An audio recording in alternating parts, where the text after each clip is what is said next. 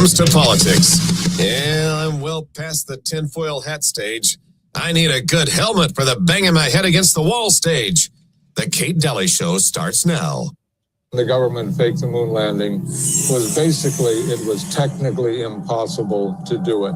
And they simply had to come up with some sort of alternative that they felt the public would believe.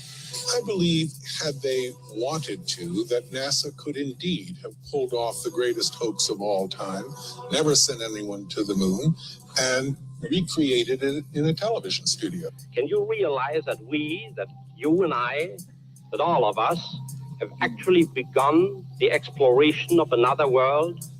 The United States Geological Survey decided to build a model of one part of the lunar surface in an area accessible to present research centers. 4, 3, 2, 1, fire! All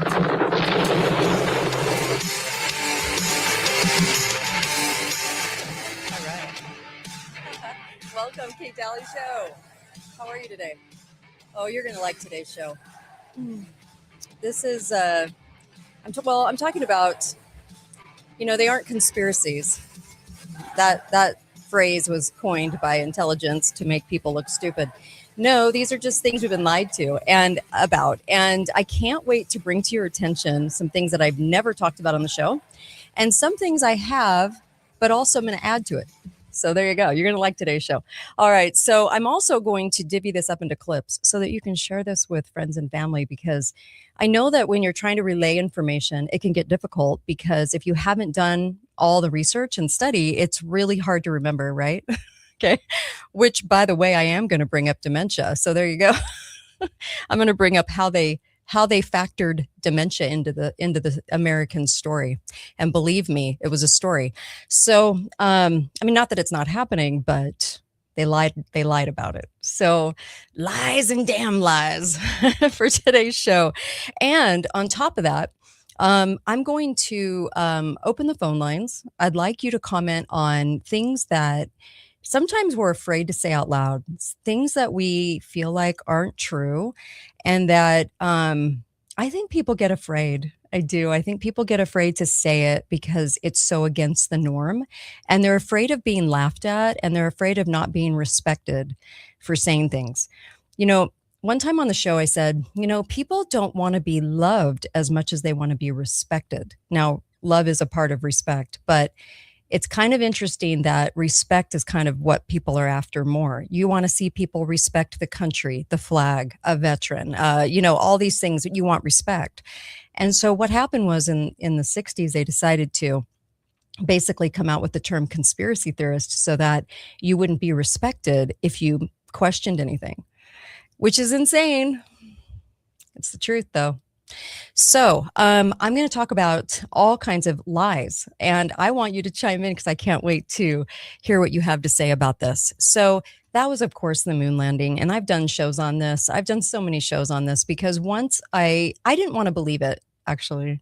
I did not want to believe it. And I was actually mad. I remember Investigator Dave when I first had him on the show, and this was like over a decade ago. I remember him saying something about the moon landing, and honestly, I was kind of PO'd about it. I thought, no, that's not a lie. That has to be true. And he just shook his head and walked out. And I thought, okay, all right. So I started looking into it, and once I looked into it, I couldn't unsee what I was seeing. I mean, you can kind of see it after you look into it and really do the research. Then you're like, wow, we could have never done that. There was no way.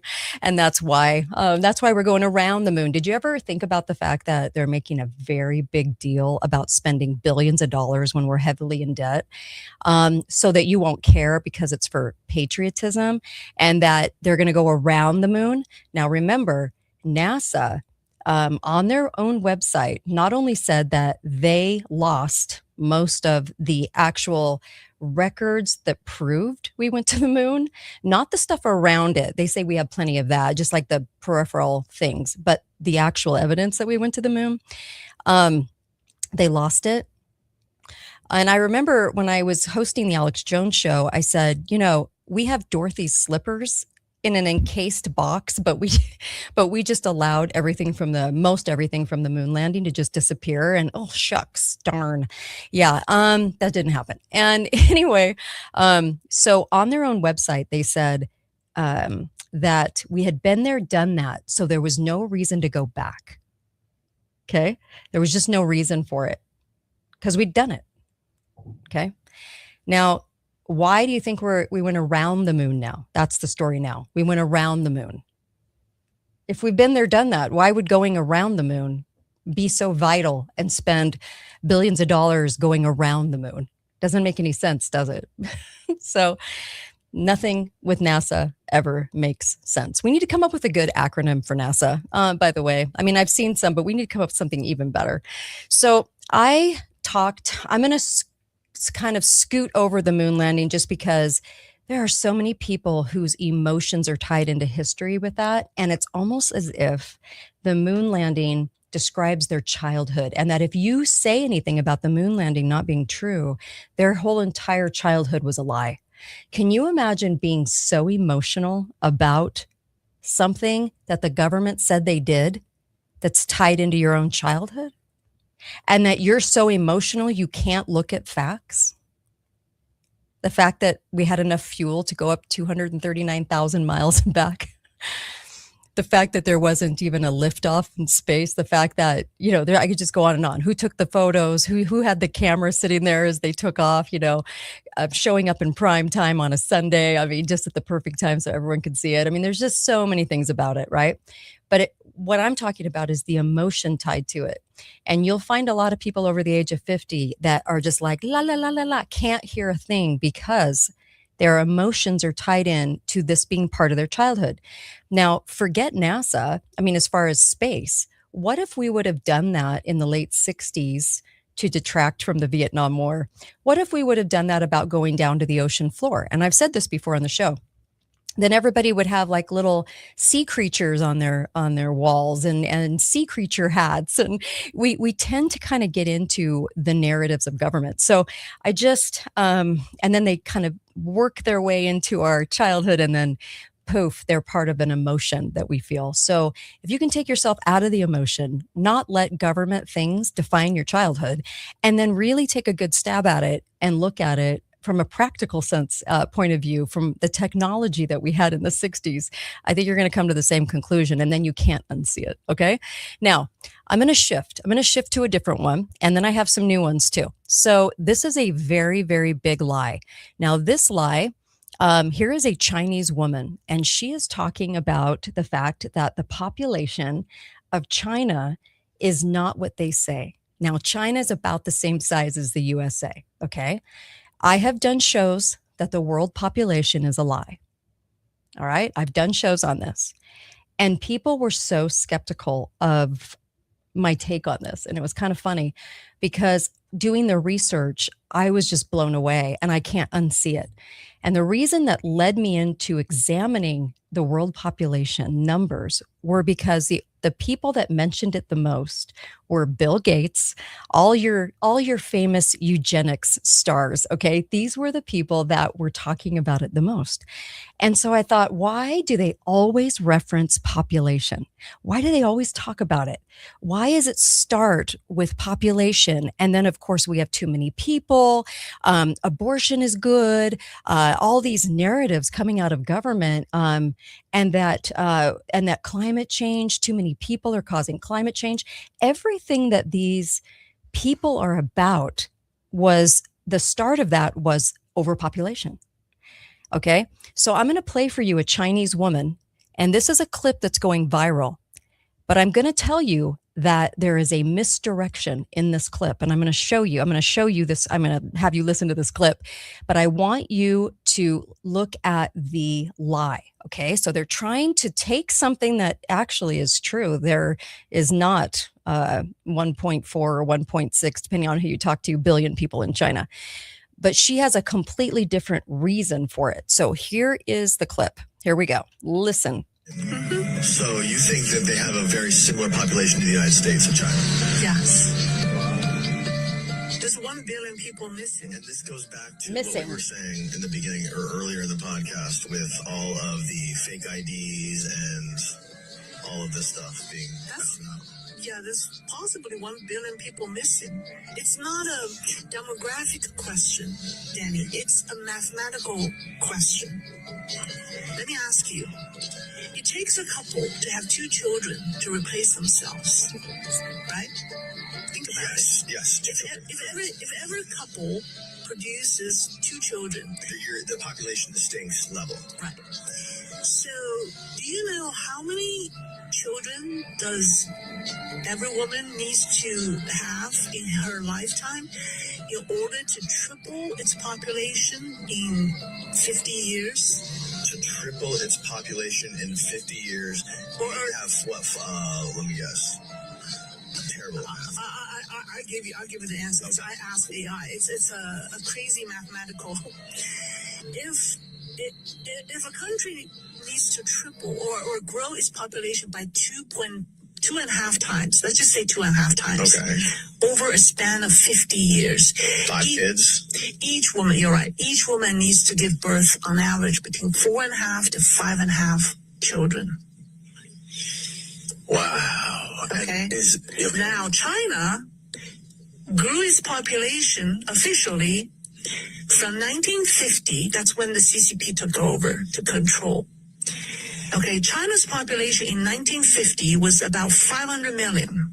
In the year 2000, 50 years later, China's population was about 1.27 billion.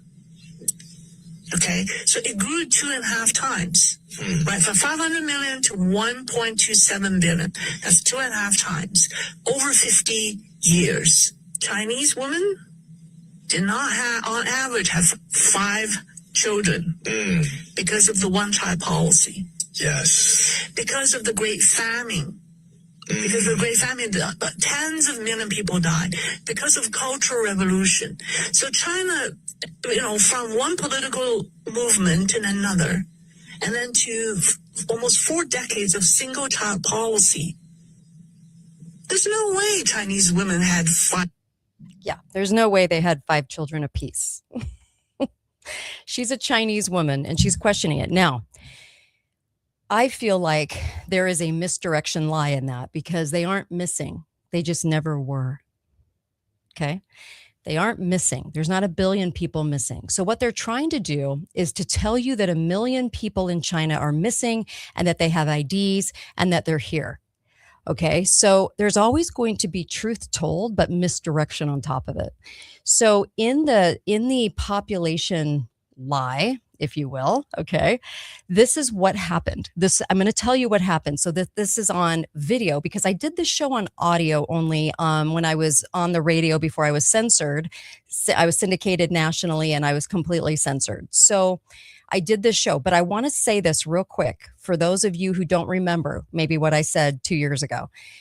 The American China Development Company, okay, founded in 1895. And this was founded by J.P. Morgan and Andrew Carnegie. Also, the Rockefellers were thrown into this batch too.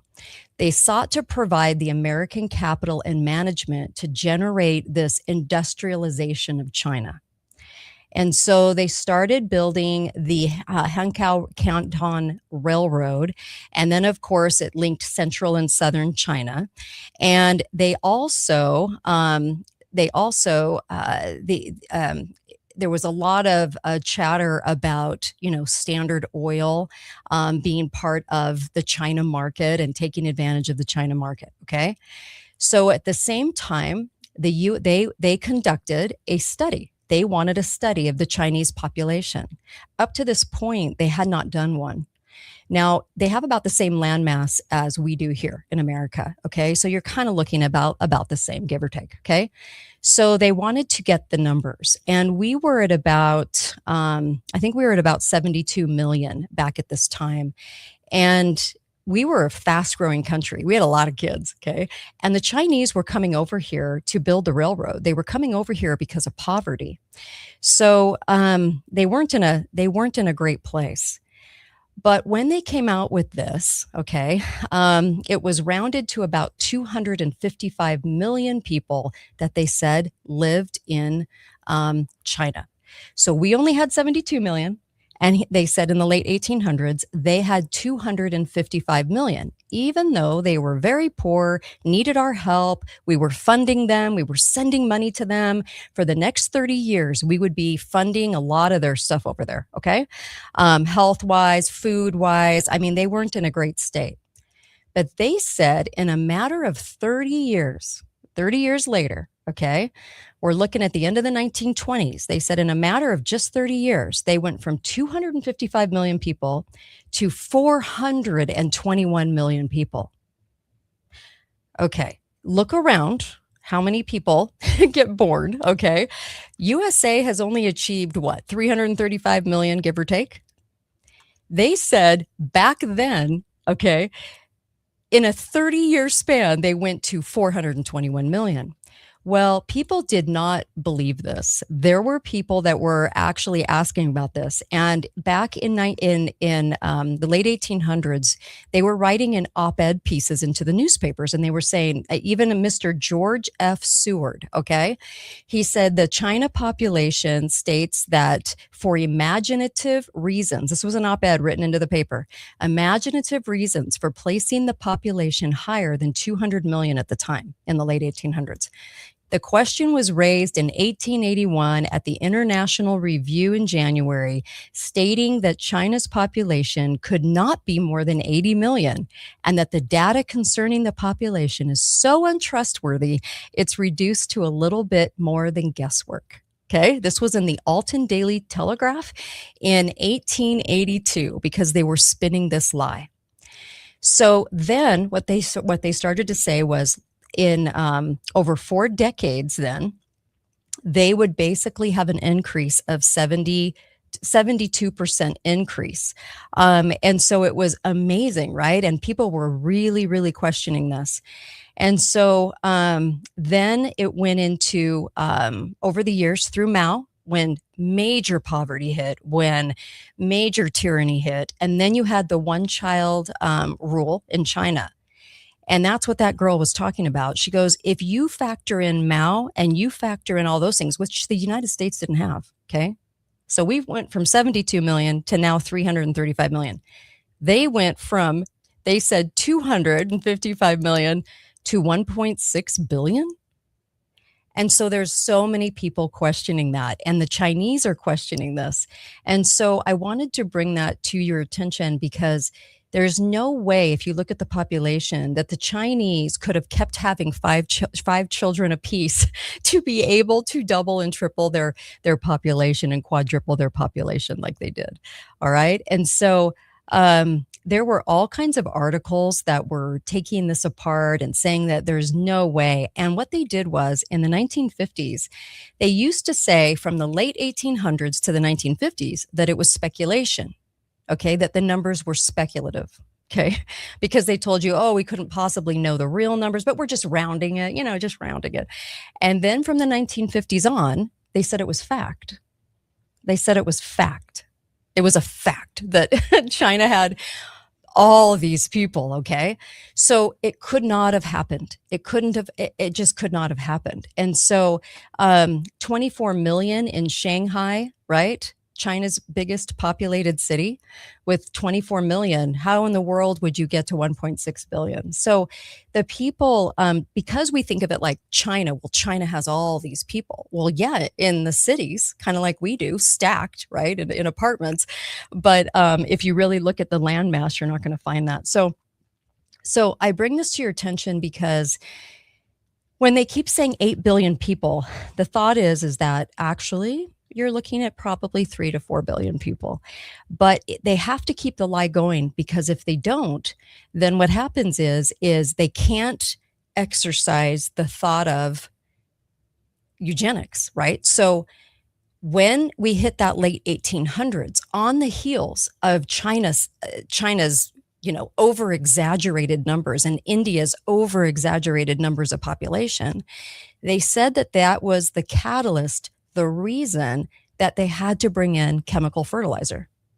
that the natural fertilizers were out in favor of industrialized food and industrialized measures, which included the industrial pesticides, the industrial fertilizers. So I say this because a lot of people don't make these connections. And on this show, we make those connections. So there you go. So, so we do have a big problem in the overestimation of population. And when they rolled out abortion, when they rolled out climate change, when they rolled out, well, basically, if you look at all of the concepts behind eugenics, it was always based on an overpopulation. And that's why they mention it. And now you can go back and you can review the clips. Whenever Bill Gates talks, whenever any of them talk, they always mention it. And it usually starts their, honestly starts their conversations. So, so I bring this up because I have brought this up before. I've done a couple of shows about it. And at first, man, you should have seen the reaction. People were like, there's no way. There's no way. They know we have 8 billion people. I'm like, they don't. In fact, it started off with a lie over 100 years ago, and the lie just kept compounding and then turned into a fact. So that's not true. It's kind of like the lie of the Spanish flu that I brought up on the show. Spanish flu was lied about. I looked in the papers in 1918 and 1919 and 1920. And then I looked at the papers in 1940, and they just kept doubling the number. And then so it went from millions to 10 million in 1940 died from it to 1975. President Ford said that 25 million people died from it. Then it got to Obama, and he said that 40 million people died from it. And now it's 40 to 50 million people died from the Spanish flu. And the reason they give now, and they turned it into a fact, is because they say that people didn't know how to count back then. I kid you not. If you look back in the newspapers, you'll see the accounting. They did it by person. It was very right on. There was no assumption. There was no anything. And when I looked in the newspapers in 1918 and 19 in my records, because I have access to newspapers clear back then, and it was like 10 in this city, 20 in this city. I mean, it wasn't as big as you think. Actually, my great aunt actually died of this, but who knows what they were really dying from. So they said that they didn't understand math, and this is exactly why you don't know the numbers, and so they turned it into a massive lie. Now, every time there's a disease, what do? They go, oh, we can't have the 1918 flu again. Yeah, no kidding. So a big lie, but as long as we can see through it. I used to do a speaking engagement just on that topic alone because people just did not understand how much they could possibly lie about this. 50 to 60 million people, they say, died. And it's almost funny at this point because the number grew so substantially from the truth. And back then, I'm going to guess that probably about 200,000 people died total here in the United States.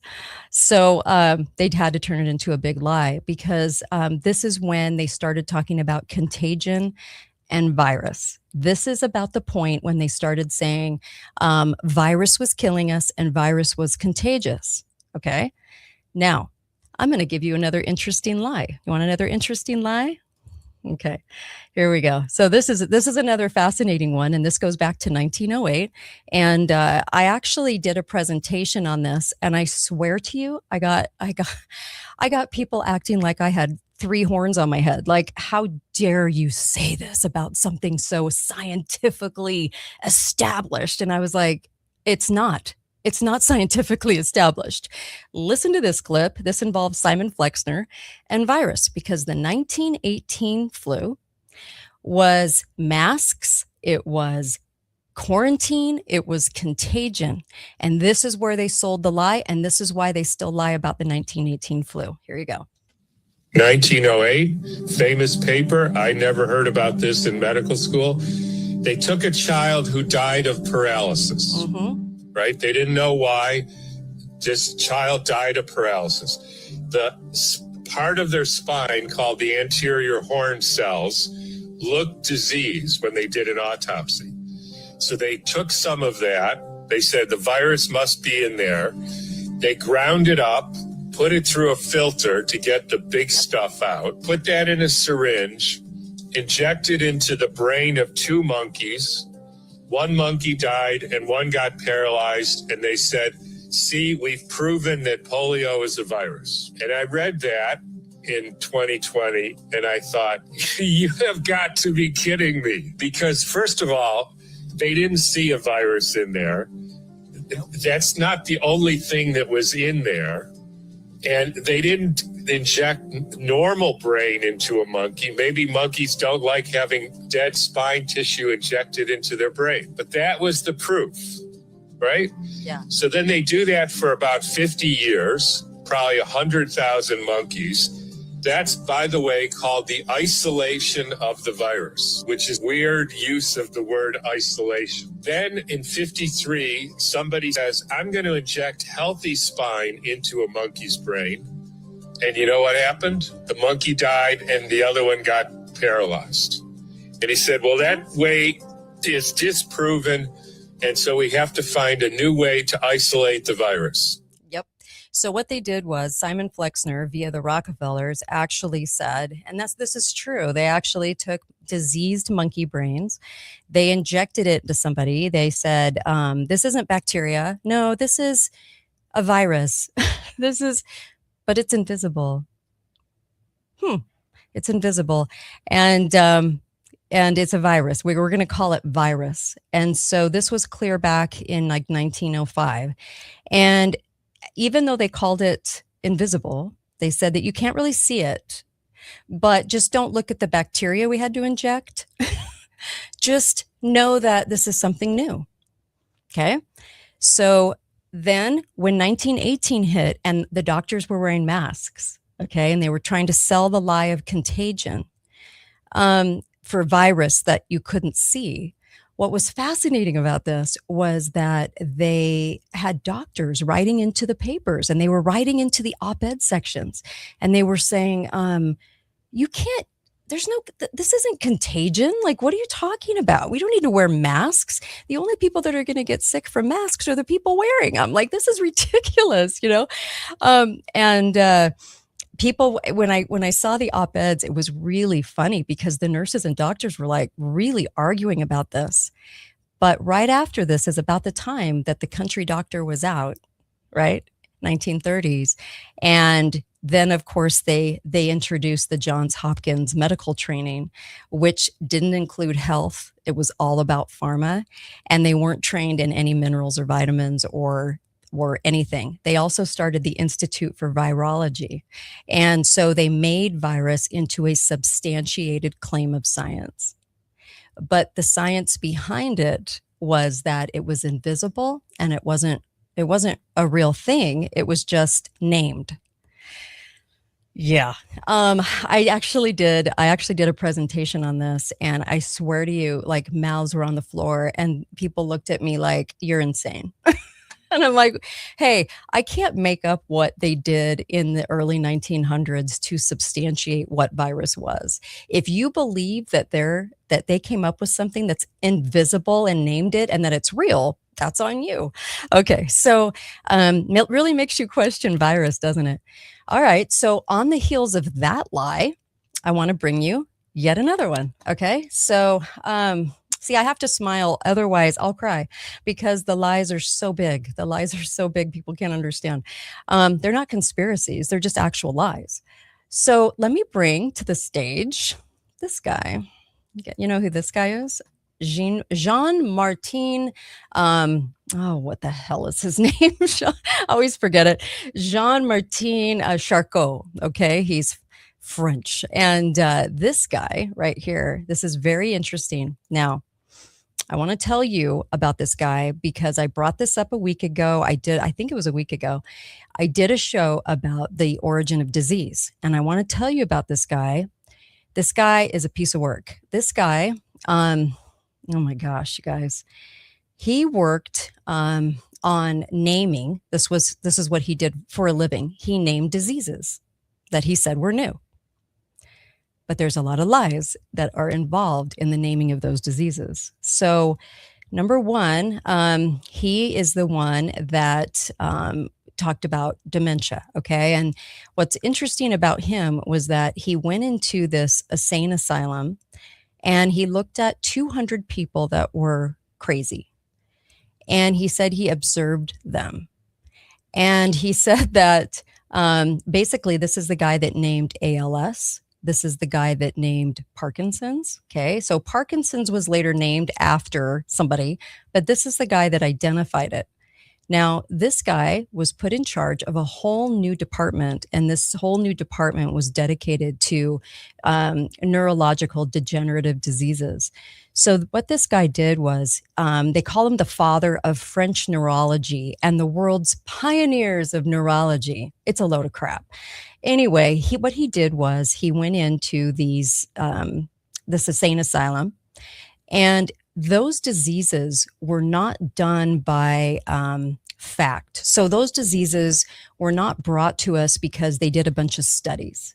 The diseases were brought to us because he observed some crazy people and said, I think they have these symptoms, and said, this is a new disease. I kid you not. It's so crazy. So he yeah. And this guy wasn't a great guy, by the way. I don't know if you can tell from his countenance, but he's not a great guy. But what he did was they were kind of looking at history. If you look at history and you really kind of look into hysteria, he was studying women that had hysteria. Okay. that were basically going into these clinics. And basically what he did was he said they had anxiety, they had irritability, they had sexual behavior changes, they were calling them unwomanly. And they say this in history, the cause of hysteria was not settled, but medical thought evolved over the century. Now, evolved means that you make it up as you go. That's what science means when you say it's evolving. So they actually said it was more of a nervous disease. And then he said, no, it's way bigger than that, even though he didn't know that, but that it's way bigger than that. So basically, if you're looking at this high arsenic exposure, which was happening in the 1800s. Melissa talked about yesterday, talked about Mary Todd, Lincoln's wife, and that she had pins and needles in fingers and toes, that feeling of pins and needles. That actually is arsenic poisoning. And arsenic was used in many, many things in the 1800s. It can cause personality changes. It can cause all kinds of things to happen to you. And so people who had confusion, seizures, all kinds of like problems walking, all kinds of different things. There was a lot of talk and chatter about maybe possibly what arsenic could do. And so I find it kind of compelling that that Jean Martin, whatever the hell his name is, Charcot or whatever, just kind of penned his name on a disease that people didn't really have. It wasn't a disease per se, but possible poisoning. So you can take with that what you want, but I did find it very interesting that he went into basically like kind of commandeering a new name for a new set of things, like the ataxias. So there's an ataxia, which is kind of like a slow ALS that I mentioned a week ago, I think, that they did a study on. This is kind of how the study, if they did a study, this is how the study went. You study 9 people that live in a little village that are related, okay? And each of the 9 people in this close 3-generational family have certain symptoms. Each one is different. Okay. One person has a heart problem. One person has a walking problem. One person has scoliosis. But they come in and they say, well, they have this new disease. Because if you take all those symptoms and put them together, now we have formed a new disease. That's how they did it.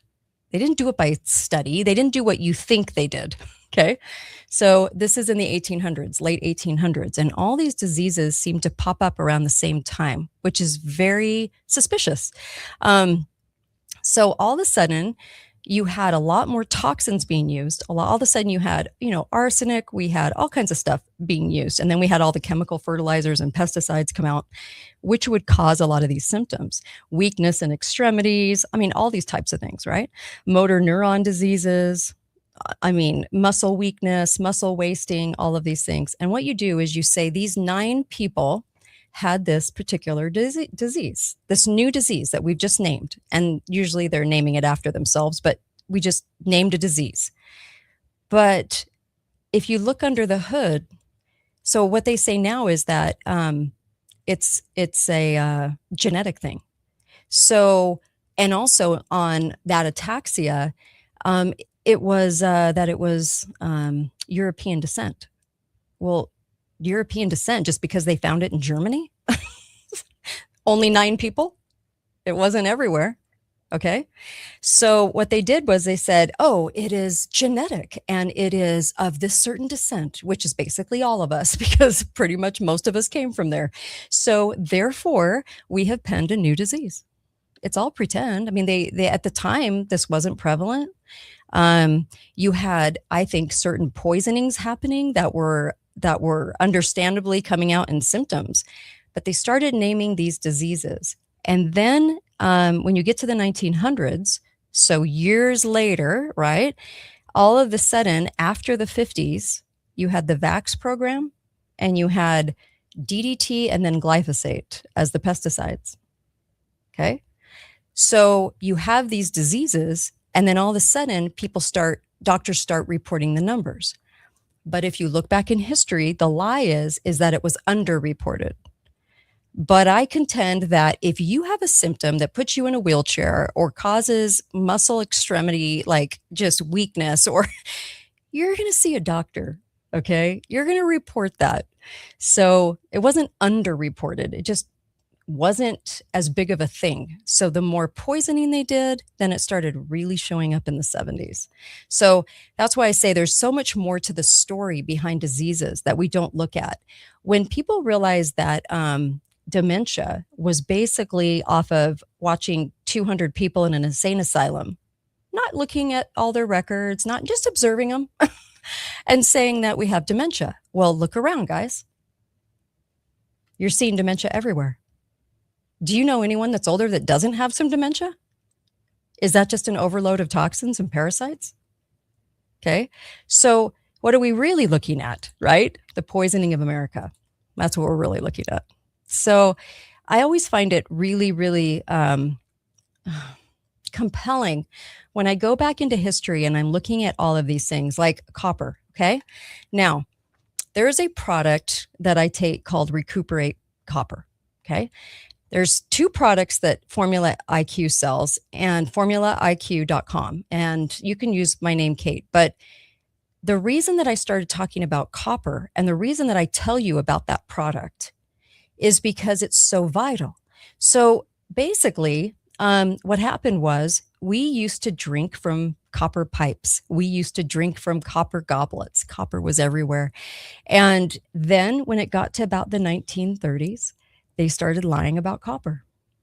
The new medical school, the Johns Hopkins Medical School, started basically not telling you about health and then telling you that it was that copper was scary, that you should fear copper, that copper isn't a thing, and that you can be toxic.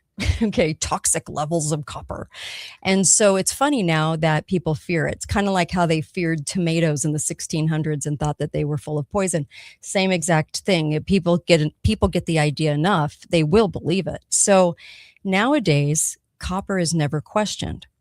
But we knew copper was very, very important to the story because it is the master mineral, right? Well, when you start to look at older people like this woman here, okay, I know I swear everyone looks really depressed at this period of time. They almost look like, seriously, kill me now because my life sucks. It's hard not to find a picture that looks like this right here. So they just look like the most saddest people on earth.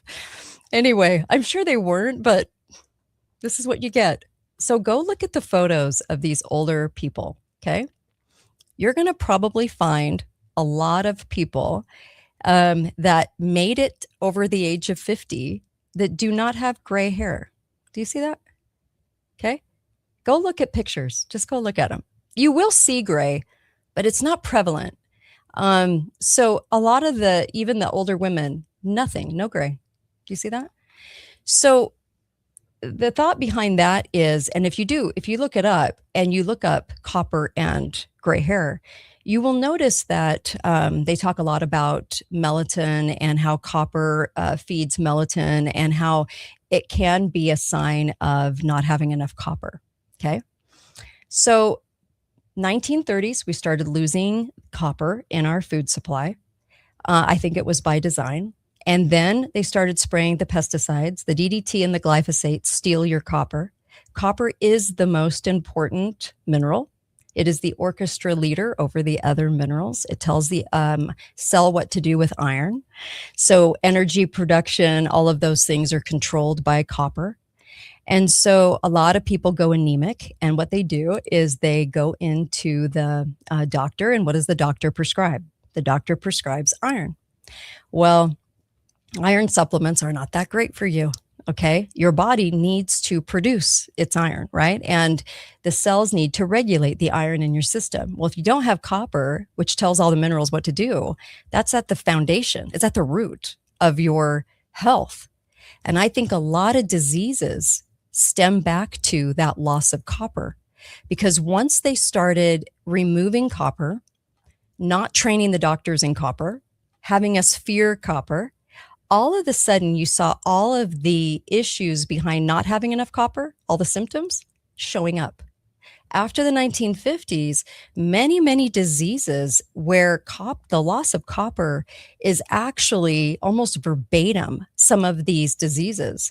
Parkinson's, ALS, like you have zero copper. It's kind of amazing that it's the same list of symptoms when you have severe deficiencies.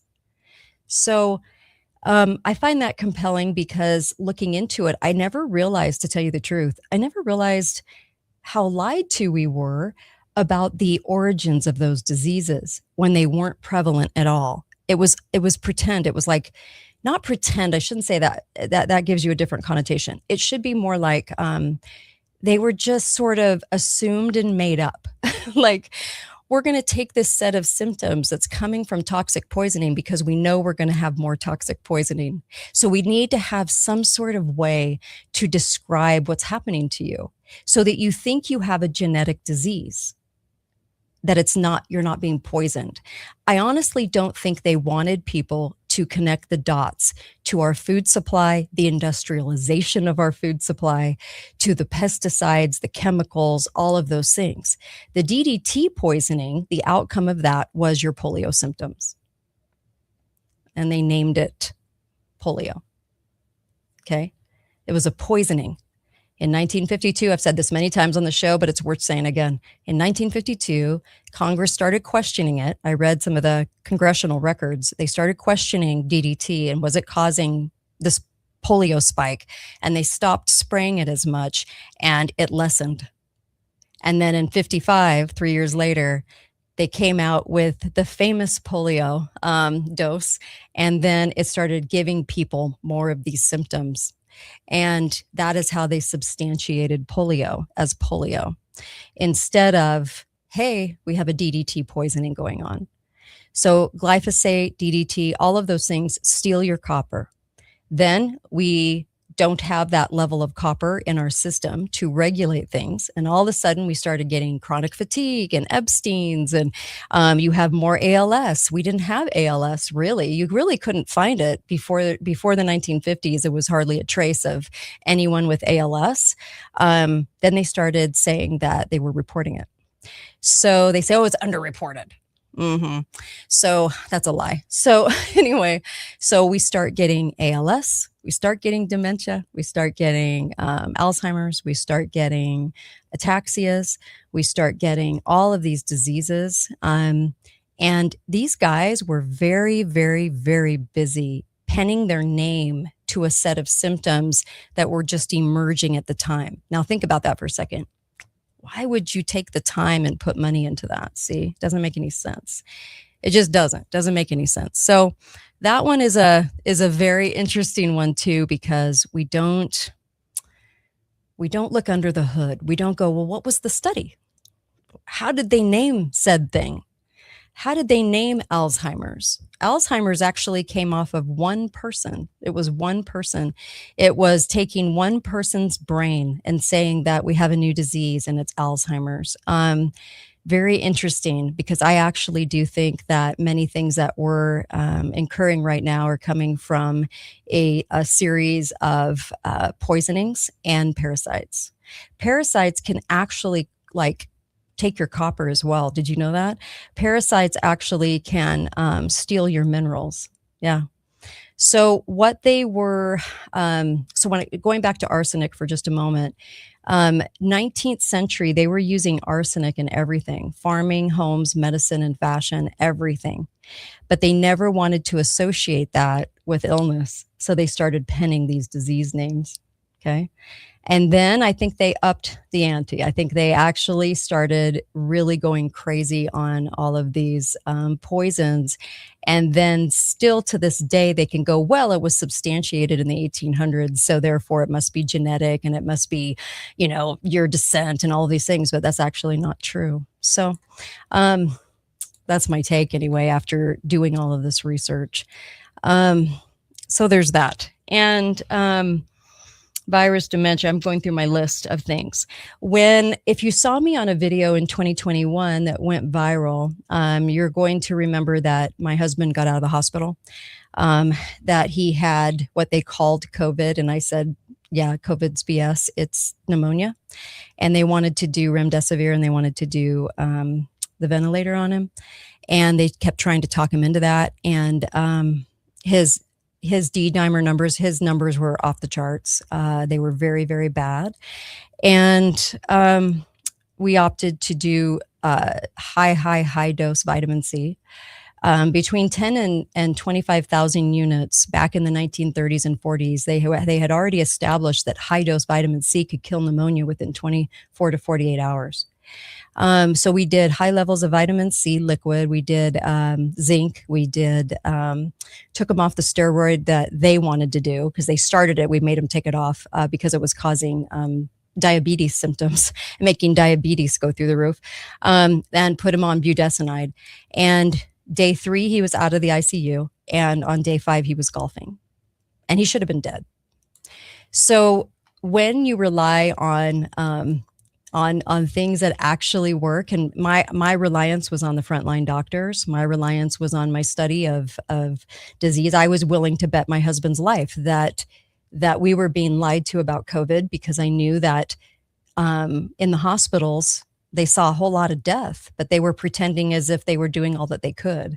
And I didn't want him to die, and I wanted to make sure and get him out and in one piece and healthy. And so we went back to the roots of health and made sure that we were giving his body what he needed.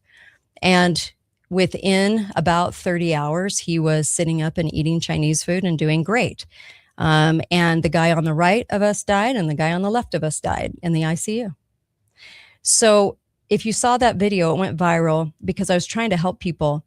What I find kind of compelling about the whole COVID thing was that anyone that did that high dose vitamins and kind of went with the frontline doctor's protocol, I haven't heard anyone that died from that. I got hundreds and hundreds of letters daily. It was amazing, about people that were looking into the frontline doctors, what to do rather than taking the doctor's advice.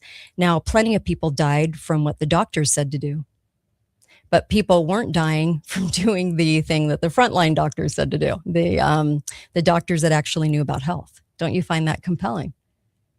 So the proof is right in front of our faces. It's just, are you going to look at it or not? You can look at it or not, right? So people were messaging me all over the country, getting their loved ones out of the hospital in one piece. That's important.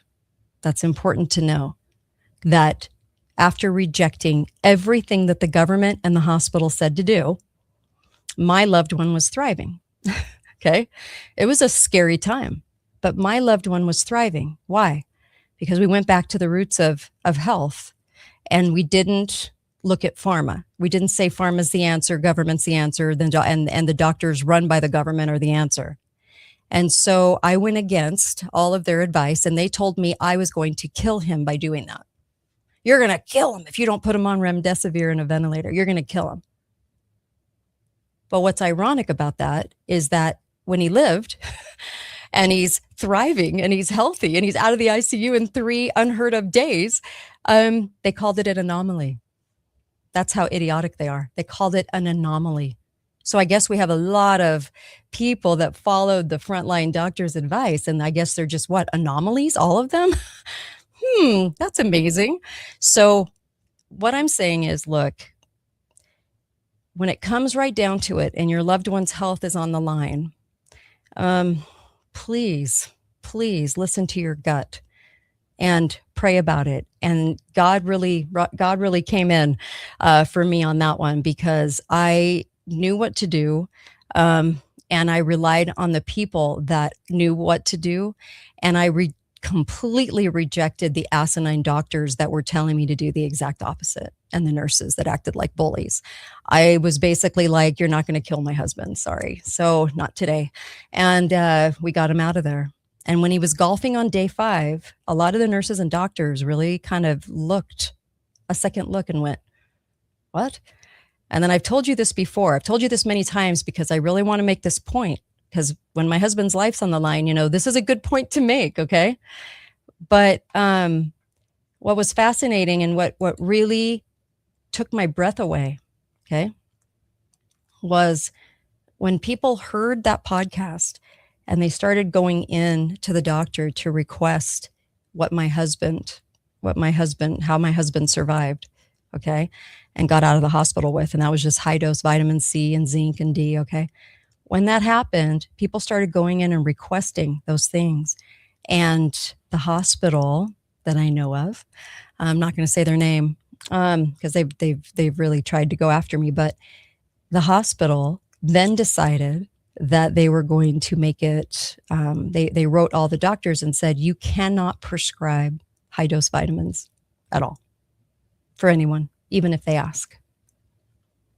When that happened, that was mind-blowing to me, because I can understand if people are brainwashed. I can understand the medical cabal is brainwashed into pharma. I can understand that they think they're doing a great job or they think they've nailed it. I can understand mistakes. I can't understand intention. When it becomes intention, when the medical cabal has the intention of depriving people of their choices to make themselves healthy, now we have a criminal problem. Okay.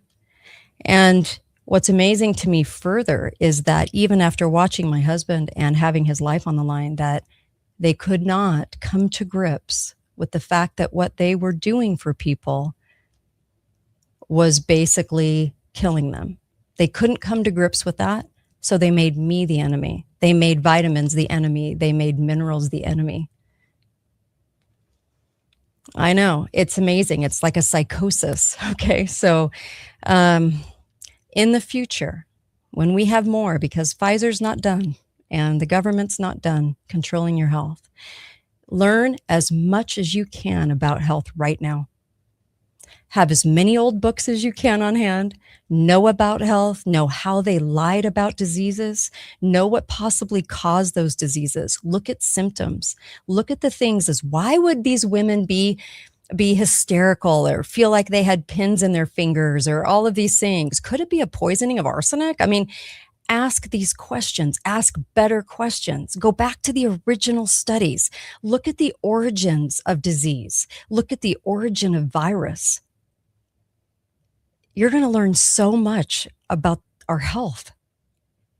Virus is imaginary. Virus is imaginary. And doctors at the time in the early 1900s were saying, wait a minute, how can you name something that's imaginary? How do you get people to believe it? Easy. You just say it's a product of science. And then you have science owned by people like the Rockefellers. And whatever they say is fact. So you can spin it out really well, actually. It's not too hard. We're very gullible. We're very gullible people. You know, when I looked at I brought up the flu numbers, the Spanish flu, and they lied about it. So 1918, maybe 200,000 people. In fact, it was like on page 10. Like it wasn't even front page news for a lot of it. We kind of think it hit front page news every day, like the death toll, like what we have now, you know. That's not it at all. Go look back at the newspapers. It wasn't like that at all. It was like page 10. Okay. It wasn't a world crisis that was going on at the time. And this is right about the time that they were starting to mess with vaccines and they were actually using those on our soldiers. Yeah. So you had breakouts of things at the army camps at the time. Anyway, when I looked in the newspaper and saw that in 1940 they changed the number and they put it at 10 million and they said approximately. And then in 1975 when Ford said, you know, it was 25 million, not one journalist questioned that. Not one journalist looked at that. Not one person said, hey, wait a minute. How did you go from 10 million to 25 million people? And then when Obama had it changed during his presidency to 40 million. And the excuse was because they can't count. They couldn't count back then. You know, it kind of gives you a whole new view of medicine, doesn't it? And you can't rely on your newspapers and your journalists to tell you the truth about it. So you have to do it. It's on us. It's our responsibility. In fact, during COVID, this is very, very interesting. The newspapers all told you to get the shots, right? They gave you all the stuff that the government wanted to give you. They were the mouthpiece of the government. They told you to get the shots. They told you remdesivir was working, even though it was killing people. They told you the ventilators were perfect and amazing. And it was the only option we had. It was it. That was it. It was the only option. And then there were people in the hospital saying they were getting talked into a ventilator. Then you found out that there was money behind it and the hospitals received X amount of dollars for COVID patients on ventilators. And then you started to put two and two together, right? So during that time, the newspapers spilled out every single lie to you about this that was fathomable. Okay. Just every single lie. And we were on the radio getting skewered because we were telling people, don't listen, don't listen, don't listen. They're lying to you. Every single day, they're lying to you. From day one, we were like, they're lying to you about this COVID thing. So when this happens again, what are you going to do? What's your game plan? My advice to you, because the medical cabal is so owned now, and as you saw in 2020 and 2021 and 2022, the hospitals are completely commandeered, okay? And this is why people lost their rights. Family members lost their rights to see their loved ones. Our nursing homes are completely commandeered by the government. This is why you weren't able to visit your loved one as they were dying in a nursing home. So knowing that now, and knowing that the same government is in and the same government isn't changing a thing about what happened, okay? They're not changing any laws. They're not doing anything about it. Okay. Nobody's changed a thing since those lockdowns, loss of liberty, and then also the commandeering of our medical. Okay. So the newspapers never said they were sorry for reporting all that BS. They never said they were sorry for reporting the lies about the hospitals being filled, and they weren't. They never reported to you that, hey, we probably made some mistakes about that ventilator and remdesivir. And by the way, they changed the name to Valkyrie. But they never ever retracted, said they were sorry or anything. And no one, to my knowledge, has ever written the newspaper and said, gee, thank you for saving my life. But I guarantee you that the frontline doctors got hundreds and thousands and thousands and thousands of letters saying, thank you for saving our lives. So now you know who you can rely on for truth. Okay. And my advice to you is set up a game plan right now that your loved one, if they are stuck in a hospital for the next COVID that comes, for the next thing that they want to do, and they're not listening to you, and they actually exclude you from coming into the hospital, which they tried to do to me. Only one nurse stuck up for me and said, you can't do that. It's not ethical. But they tried to remove me from being my husband's, person that talks for them in the hospital. They tried to do that on the first day based on what I do for a living. So my recommendation to you, and remember this because this is important, get your loved one out on hospice, because on hospice, you have control over what happens. Okay? I was telling people to do that because I said, if they can't listen to you and you are not permitted in that hospital and they are doing everything that they want to get away with, okay, get them out on hospice. Have a plan, because people didn't have a plan. They didn't know what to do. And they were just going crazy. They were messaging us and texting us, trying to figure out what to do for their loved one because they thought, the hospital's killing my loved one right now. And my advice to them was get them out on hospice because you have control over what happens. You can then have those high dose vitamins administered. You can do things that under the hospital roof you can't do, and resort to more health measures. But I'm telling you, I know all of you guys were affected during the COVID years. You knew somebody that died in the hospital, and the doctors and nurses were still called heroes, and everyone marched around as if they were saving the day, even though people in their care were dying. But we called them heroes. We made big bulletin boards and big posters out of it. And we did commercials where doctors were hailed as the heroes, and they just were trying. They were trying. Were they? Because the doctors I ran into didn't study anything. They did what they were told, and they knew it. They even admitted it. Oh, we take orders. That's what we do. We take orders. This is what the hospital says to do. This is all we can do. And if most of the people are dying on it, I guess that's all we can do. And my objection to that was, you mean you can't find a doctor that's going, hey, what we're doing isn't working. Maybe we should try something else. Maybe we should do some research and look into this, because the doctors are treated like gods. So our biggest problem is we don't understand health. This is why they could lie to us about copper and have us fear it. Take copper. There's a lot of symptoms that derive from copper. I know somebody that doubled their platelets in a matter of a week because of taking copper. When my daughter was pregnant, she was told to take an iron supplement. Well, the babies take that copper from the body, okay? They take all those minerals from that mom. And she was told to take an iron supplement. And she said, no, I'm taking copper. Oh, the doctor. Oh, fear. And a month later, it acts pretty quick. A month later, went in and her iron levels were perfect. And the doctor was shocked. This happened with my stepdaughter too.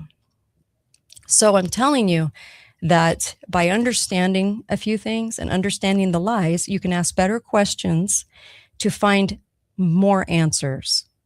And I'm not giving medical advice. I'm not telling you what to do with your own situation. I'm just telling you that there are more lies here than I've ever seen in our medical cabal. You can't imagine from the 1930s on how the country doctor was ousted and the Johns Hopkins training of pharma, where they only treat symptoms and they don't go to the root cause of anything anymore, right? They don't treat the root cause. Just the symptoms came in lock, stock, and barrel. And it became the norm, and it became science. And I know people beating cancer. This is why, I wrote the ebook on cancer, katetalks.myshopify.com, that talks about what to do, 14 pages of this is what you do. So, not medical advice. It's just that I would take a big, heavy look at this ebook and I would say, yes, this is probably what you should do, because these are the things that are working. So obviously, chemo is killing people at a rate of like 97%, right? And so, yeah, probably not the answer. But doctors can't clue in and go, hey, what we're doing isn't working. That's the frustrating part right there. So katetalks.myshopify.com. It's 10% off right now. Go get it. It's under $10. It's like $9. Go get it. Oh my gosh, this is your health. Okay. You'll spend a lot more than that on chemo. So before you do that, you might want to check this out, because I'm just there to save people a lot of research, because people launch into research mode and they spend a lot of time trying to come to the conclusions that are already in this book.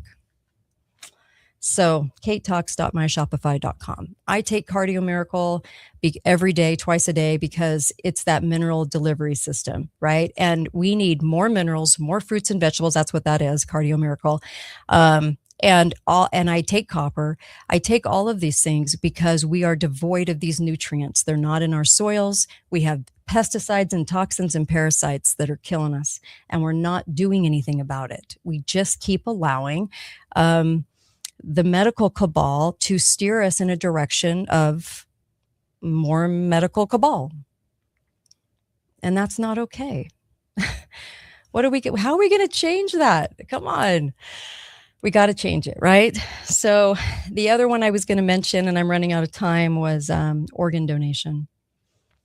For the love of Pete, stop signing up for it blindly and telling them that they can have whatever organ they want. Each body is worth $1 million to $2 million. This is why they try to get you into organ donation as fast as they possibly can. And they can't take organs from a dead person. They take them from you when you're alive, very much alive, and you can feel. Okay? And they do it without anesthetic. And I have done shows on the origin of organs, and people, this is exactly why you're shown movies after movie after movie after movie, commercial after commercial, all the nurses and doctors giving the glorified honorary, standing there while the donor is wheeled down alive to take the organs. We have people sitting in hospitals that are crying because they're saying, look, I think my loved one can live. And they're getting thrown into the decision of organ removal because their licenses say so. Why do you think it's on the freaking driver's license? Haven't you thought of that? They put it on your driver's license? Why? Does everyone die in a car crash? I'm telling you that it's on your driver's license for a reason. That there's money to be made on organ donation. Please stop putting it on your driver's license as an organ donation bin, okay? Because there are so many instances where the body just needs to heal and the person wakes up. The brain just needs to heal and the person wakes up. There are so many instances of this. Please don't rush into it. And there's a reason they come down now and they bully you. The people from organ donation literally bully you into a decision. And they do it fast when you're freaking out and when you're in grief and when you're in this state of crazy. And they do it for a reason, okay? I've done shows on this. All you have to do is Google the Kate Daly Show organ donation. It'll come up. And I just want to tell you what a big fat lie it is, and that there really isn't a thing called brain death. That term was coined in the late 60s, and it was a product of the medical cabal. So it was not a thing. And the person that actually, I'll have to look this up, the person that actually talked about that, and brought this to light was just dumbfounded that we were falling for this, that we were basically like not even questioning this. So there's so much to this that I really want to relay to you guys, but I've done shows on it, like I said, where the testimony of this, the things that are done since the 60s in organ donation, you're going to want to question that. Quit putting it on your driver's license, for Pete's sakes, because it's so. There's just a lot of evil behind it as well. And I know that there are people out there that say, I was saved from this. I get it. And yes, maybe your life was prolonged because of this, but you better be real careful about it too. And extremely careful in the way that you view it, and in what situation you would actually want to do this. So, let me see here. I just wanted to give you this. Sorry. Hold on a second. For some reason. Oh, Dr. Paul Byrne, Byrne. All you have to do is look him up, because he talks about the beginning of this multi-billion-dollar industry, some very evil practices going on. And the HIPAA document that we all sign has 14 hidden clauses in there. And that even if you have not consented to be an organ donor, or even if you had just taken it off your license, the hospital will say you didn't know what you were doing and maybe you still wanted it there, so they can take your organs. So you want to be real careful about this and make sure you're signing a document that says, based on your situation, your loved ones, after you speak to them, get to determine this. The hospital does not, because the hospital now is taking liberties and doing things in this area that they haven't done before. In fact, getting a lot more strenuous about taking the rights away from people and doing the organ harvesting. And so there's just a lot of money to be made. By the way, like I said, the term brain death is not a thing. People think that that's like clinical science, and it was just coined. It wasn't a product of anything, actually. But Dr. Paul Byrne actually talks about the truth about organ donation, and you're going to want to check that out. Once I saw that, I couldn't unsee it. It was bad. It was really, really bad, and scary, because we just think it's this honorable thing to do. Think about all the movies. Remember Minnie Driver in that movie, and all these different movies about organ donation? They really hype it up. And they show you this all the time.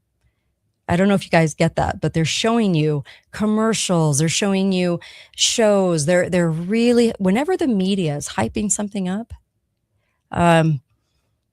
take a second look. Take a second look at it. Just make sure you know enough about it.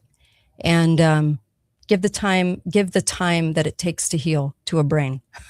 You might want to just exercise the option to wait a little bit before you end that life. Just wait a little bit. There are plenty of stories out there that you can get to that talk about the fact that they waited and they were so happy, but they had been bullied by the hospital to end the life quickly.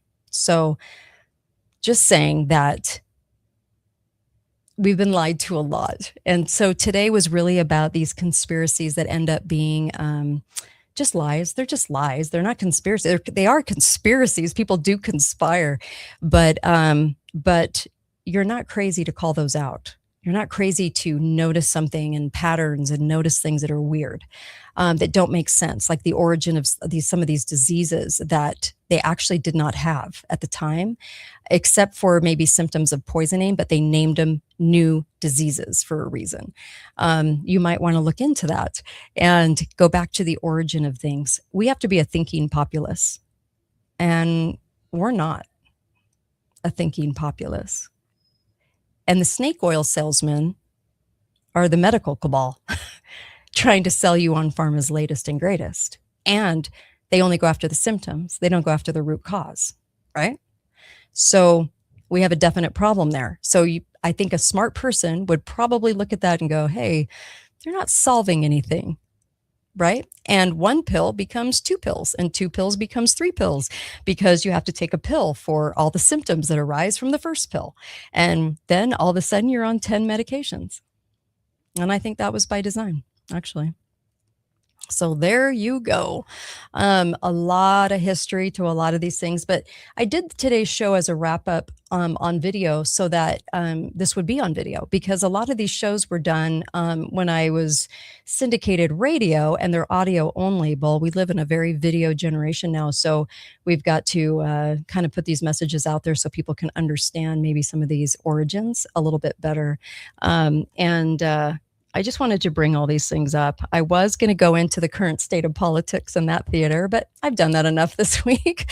I'll sign off today, but I really do appreciate you tuning in, because I know it's difficult to hear these things and it's difficult to tell people about them, because they're going to be very skeptical, because we are hardwired to believe whatever the doctor says. And we always call every doctor a good doctor. Have you guys noticed that most of the time? 98% of the time we're like, oh, they're good. Well, what makes them good? What makes them good? Are they saving people? So I look back at all the journalists and all the people that spun the lies of the government during COVID, and not a single retraction was made.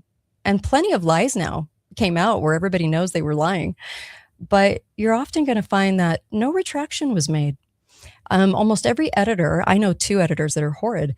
There's the editors that run the local rags in your town or city are very, very, very leftist, actually, and believe the government. Anything the government says, they're hook, line, and sinker. Probably wearing their masks while they were editing everyone's articles. So just to let you know that they are the gatekeeper of that information, and they will not post anything that does not come from the CDC and the government, which the CDC is the government. So they won't post anything. They won't allow anyone to write anything that actually questions it. And this is why when the hospitals weren't full, and the lie was that they reduced the amount of beds available, and then they would say that the beds were full. So if you have 100 beds, then they would actually take the number down to say like 30, and then they would say the hospital's full because of the 30 beds, not because of the 100, but because of the 30. So they were altering numbers. They were doing all kinds of things to lie to people. And you guys remember all the dance videos, right? That the doctors and nurses did, because they had so much time on their hands to entertain, right? To look like heroes, that, they were out there doing those music dance videos for us. So you knew they weren't busy, right? You knew people weren't parked up at the hospital, right? And then the people that did go in got the remdesivir, death is near dose of Ebola medicine that had a horrible record, and that Fauci was making money off of, and because he owned the patent, and a ventilator too soon. Now the articles are coming out saying, yeah, the ventilator was given too soon. They were talking people into it. I know somebody that got talked into a ventilator by the hospital and died. Got talked into it. Didn't want it, got talked into it. They were also doing some pretty sneaky stuff too. Like administering remdesivir on the sly, so they didn't think people would notice. I know people that noticed. So we got to take better care of our health and actually learn something from 2020. This is the time to do it. And if you don't get it by now, I don't know that anyone will, by the way. I'm not quite sure anyone would get it by now if you haven't gotten it, that we were lied to severely by the media, your news media, even people on our alt-right, okay, lying to you, pretending that it was scary. We're going to catch the next COVID bug. And then also, of course, just looking at all of this, I'm just amazed. I know there's a place for medicine that we know today, and that would probably be more in trauma. For disease, oh, hell no. No. I would never go to just your straight up medical doctor for disease. No way. Trauma, yeah. Stop the bleeding, save a limb, trauma. Disease? Oh, hell no. Because they don't understand health and they're not trained in health. So, and that's a big problem for all of us. And we're getting told by the medical cabal, these no salt diets. You need iodine, you need salt, you need all these things. I mean, I just can't believe the lies we're being told. But also go back to the world population lie that I talked about earlier. That's a huge one. That's a huge one that actually gave them the eugenics movement over the last 120 years. So everything stems from population. Go back to the speeches and you'll see them cite the overpopulation numbers over and over and over again to drum that lie into your mind. And then you realize that they are lying about the numbers in China and India. So anyway, I leave all that with you for the weekend. Review this again, and I appreciate you. I appreciate that you're interested in hearing something different and hearing some truth instead of the standard agreed upon unity broadcast, if you will, because there's too much of that going on and not enough thought and truth and actual thinking happening right now. So be faithful, be fearless. Go to katedalleyradio.com, support the show. I don't know how much longer I'm going to be able to do this. And the products that I talk about, go get them. Go get the cancer ebook. Go get the copper. Start taking that. I care about your health. I want you to be healthy because we need you. But honestly, I only tell you to take the things I do because I take them. And I've been given a lot of products over the years to pitch to you guys, but I only tell you about the ones that work. So Cardio Miracle, amazing. cardiomiracle.com/Kate. Try it out. Copper, take that at formulaiq.com. Recuperate Copper. They have two different ones, Copper IQ and Recuperate. Take Recuperate. And so many wonderful things that you can do. All right. I appreciate you guys. And by the way, have a really good weekend. Thanks, you guys.